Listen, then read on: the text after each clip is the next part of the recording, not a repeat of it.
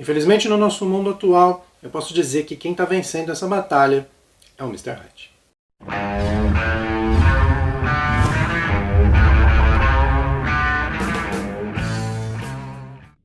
Salve galera, eu sou o Dan Falter e hoje nós vamos falar da nossa leitura de março de 2025, que foi The Strange Case of Dr. Jekyll and Mr. Hyde, conhecido aqui no Brasil como O Médico e o Monstro. Esse livro foi publicado pelo autor escocês Robert Louis Stevenson, lá no distante ano de 1886, e é sim um dos grandes clássicos da literatura mundial. Você talvez não tenha lido essa obra, mas você com certeza viu milhares de outras obras que descendem diretamente, que foram influenciadas por essa obra, seja filmes, outros personagens, músicas e por aí vai. Então, vamos comentar o que achamos desse livro super importante. Mas antes aquele recadinho rápido para vocês deixarem aquele like aqui no vídeo, porque vocês sabem, o like é o que me ajuda a impulsionar esse vídeo para mais pessoas. E eu peço também encarecidamente que você se inscreva nesse canal. Eu estou tentando chegar aos 1000 inscritos e eu conto com a sua força. Não custa nada para você, é de graça, mas você pode me ajudar a chegar nesses tão desejados 1000 inscritos. E antes da gente falar da sinopse desse livro, é importante a gente falar que essa obra depende muito de uma grande revelação que existe lá no final da obra. E se você viveu em outro planeta, em outra dimensão nos últimos 30 anos, ou se você talvez seja ainda muito jovem e não saiba qual é essa revelação, então devo dizer a vocês que sim, esse vídeo contém um enorme spoiler. Então, caso você queira descobrir essa história antes, pare esse vídeo por aqui e corre lá. Caso você seja entre aí a maioria das pessoas que já conhece o que acontece aqui, continua com a gente. Essa história aqui é, na verdade, uma novela. Ela vai ter cerca de 80 páginas. E quando a gente fala em novela, é lógico que não estamos falando de dramas, seriados televisivos, mas sim de histórias de literatura que eram longas demais para ser chamadas de conto, mas curtas demais para serem chamadas de romance. Então, é uma história bastante curtinha e que você consegue terminar ali em uma sentada se você estiver num bom dia. Para mim demorou um pouco mais porque eu resolvi fazer essa leitura no original em inglês. Caso você não saiba, eu sou professor de idiomas, então fazer a leitura desses clássicos no idioma original faz parte aí da minha preparação para o meu trabalho. Então, claro, eu levei muito mais tempo, mas você não precisa fazer isso. Você pode procurar aí na internet esse livro em português, já que ele já está em domínio público. Então, se você tiver curiosidade, é só procurar por aí que você vai achar, pode baixar e ler, porque não é pirataria. E essa obra vai tratar ali da história do Dr. Jekyll. Mas essa história é contada sob a perspectiva de outro personagem. Ela é contada através da perspectiva de um advogado, o Sr. Utterson. E esse advogado aparece aqui porque ele é amigo do Dr. Jekyll e porque ele também é responsável pelo seu testamento. E a história começa a despertar nele uma desconfiança no momento em que esse testamento não inclui apenas morte. Já que o normal é você colocar ali no seu testamento, quando eu morrer, todos os meus action figures vão para fulano, para ciclana e por aí vai. Porém, o Dr. Jekyll inclui também em caso de desaparecimento. E isso deixa ali o advogado com uma pulguinha atrás da orelha e ele resolve ali dar uma certa investigada. Uma investigada por cima, já que ele é advogado e não policial ou detetive ou coisa que o pareça. E conforme a história vai se passando, ele vai percebendo que o Dr. Jekyll está ali meio alterado, meio esquisito, e que o beneficiário desse testamento é um homem ainda mais esquisito. Edward Hyde é um homem ali de proporções estranhas. Ele é mais forte que um ser humano, mas ele é meio corcunda. E ele tem um rosto que quando as pessoas veem, elas se sentem ali assustadas. E aqui vem a primeira das coisas bem interessantes. Nos dias de hoje, quando a gente pensa em um monstro, a gente pensa numa criatura disforme, numa criatura muito assustadora. Mas se a gente for pensar para a época, esse é apenas ali um homem com algumas deformidades ali na sua aparência física. Tanto que ele consegue andar ali pelas ruas sem grandes problemas. Então, se você for ler nos dias de hoje, esse é o primeiro impacto que você talvez tenha de pensar assim, nossa, mas eu sempre pensei que esse monstro fosse, com perdão da redundância, monstruoso. Ele é apenas alguém com algumas deformidades. Não é um certo exagero do autor? Não é não. Você tem que pensar que esse livro se passa há mais de um século atrás. E a forma de pensar das pessoas mudou muito. E esse talvez seja um dos grandes problemas que eu vi por aí nas avaliações de outras pessoas sobre essa obra. O tal do anacronismo. As pessoas tendem a pegar uma coisa escrita há mais de 100 anos e tentar avaliar como se ela tivesse sido feita semana passada. Então, caso você pegue um clássico para ler, coloque na sua cabeça a época e o contexto em que ela foi escrita. Não julgue pelos seus valores, julgue pelos valores da época. Senão, você vai estar fazendo um julgamento totalmente desqualificado. Dito isso, a gente também fica sabendo que o Edward Hyde é um cara monstruoso, porque ele acaba ali maltratando uma criança e depois sim cometendo um assassinato. Um único assassinato, mas sim, ele é um assassino. E a partir daí as coisas vão levar até, claro, a grande resolução do caso, que é a descoberta de que o Dr. Jekyll teve ali um pensamento meio maluco de separar o seu lado ruim do seu lado bom, já que ele era ali um cara íntegro, um cara que tentava viver dentro ali dos padrões de ética e moral à lei da sociedade, mas lá no fundo da mente dele, ele tinha ali certas vontades, certos desejos que ele identificava como uma persona ruim.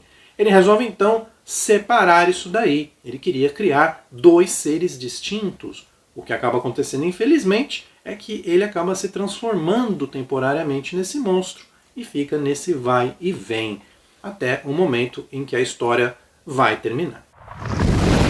Poxa, Daniel, mas acontece só isso nessa história? Sim, não acontece muita coisa nessa novela, como eu disse, ela tem apenas 80 páginas, porque ela está ali para que a gente veja essa transformação e para que a gente se pergunte como que é esse bem e mal dentro de nós, como a gente está lidando com isso. Nós somos pessoas boas, nós somos pessoas más. Se nós pudéssemos separar esse mal que existe em nós, como que a gente faria? E aí está, claro, a profundidade da obra. Esse é um livro que inspirou muitos personagens, muitas outras histórias. Eu vou dar alguns exemplos para vocês que são bastante óbvios. Vamos pensar, por exemplo, no incrível Hulk da Marvel. Ele é claramente a mesma coisa. Você tem ali o cientista, que é o Dr. Banner, que quando fica com raiva se transforma no monstro, que é o Hulk. Então é exatamente Dr. Jekyll e Mr. Hyde. É quase um Ctrl-C, Ctrl-V aqui com outros nomes. Então se você acha que Stan Lee era um gênio, sim, ele era, por conseguir fazer essa cópia e muita gente não perceber.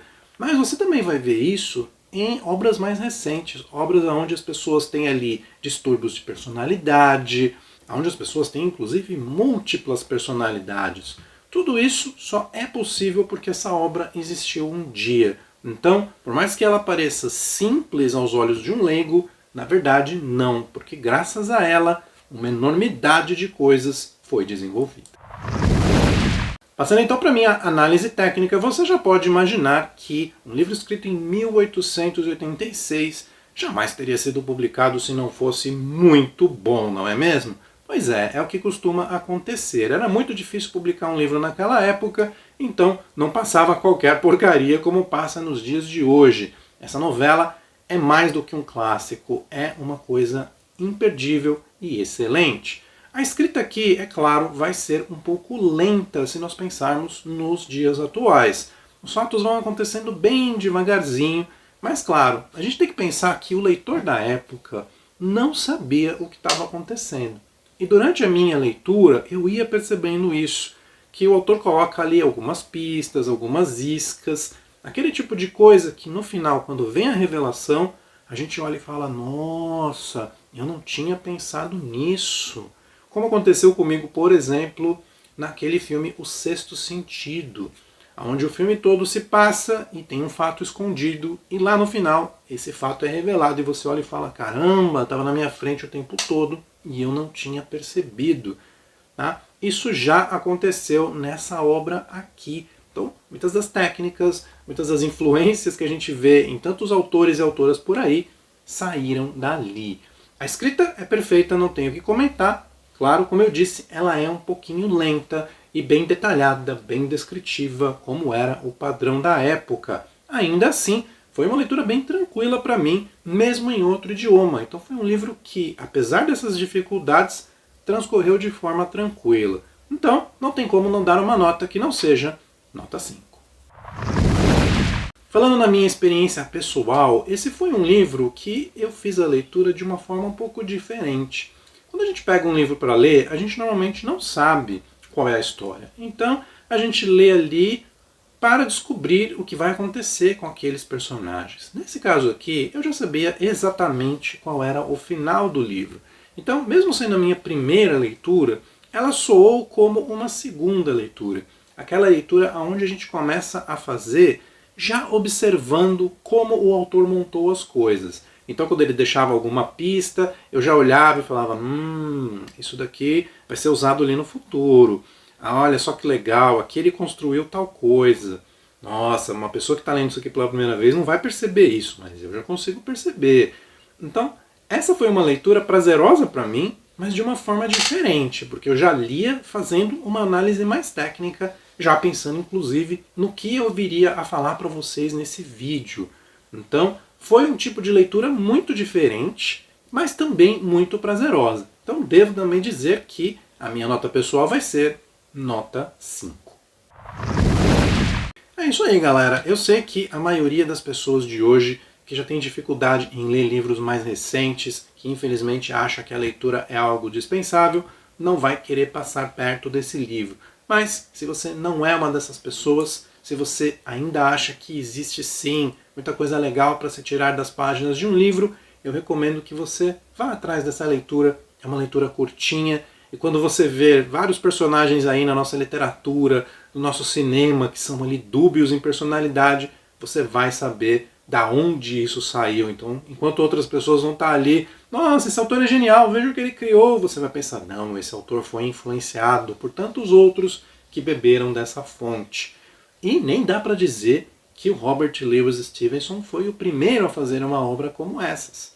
A gente pode fuçar obras anteriores e quiçá a gente encontre alguém que já tinha feito isso. Então é sempre legal a gente ir se aprofundando e a gente tentar descobrir quem influenciou quem, de onde as coisas vieram. Se você é esse tipo de pessoa que gosta de descobrir como as coisas foram feitas, vai atrás. Se você prefere ficar na superficialidade, não pegue esse livro, você vai odiar. É isso aí, galera. Quero saber de vocês se vocês já leram O Médico e o Monstro ou se vocês já assistiram algum filme sobre essa obra. Que filme foi esse? O que vocês acharam? Coloca também aí nos comentários que outro personagem você conhece que foi influenciado diretamente por essa obra.